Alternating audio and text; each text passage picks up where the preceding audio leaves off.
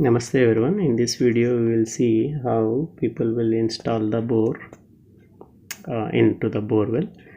So these are some of the instruments they will use to rotate the pipe, and they will keep the pipe on that stand which they have brought, and once that is kept on that top of that instrument, they will rotate it, and then pipe will be sent.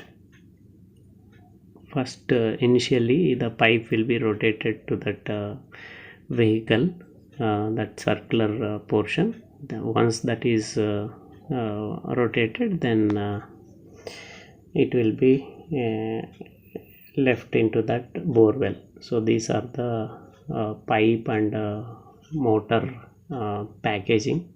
So this is a Texmo Taro motor, which will have, they said, 2 years warranty is there.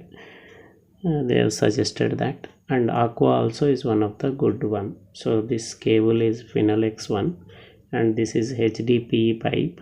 You will see the marking and the number of feet. If you are purchasing more than 1200, the numbering will start with 0, and then they will give that for you. And these are the clamps which will be installed on the top portion of the pipe, and which will be rotated to the vehicle. And then after all the pipe is rotated, then it will be left into the bore well. So this is how they will do it, and this is the length of the 4 square mm wire. You can look at the meters also over there. So this is a label which you need to take a picture, and this is a borewell pump. Once borewell motor and pump is removed from packaging, they have to do a joint for the wire which will come along with the motor to the Phenol X wire which we have brought. Electrician will join these two wires and fix that wire to the motor, and also a nylon rope will be tied to the pipe and as well as the motor. Once that is done, motor will be filled with water. This is an important thing which you need to remember. Once that is done, that motor will be ready to go into the bore well.